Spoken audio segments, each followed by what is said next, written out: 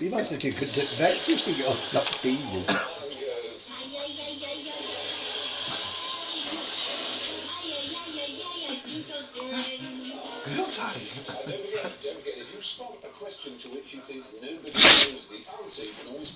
Poor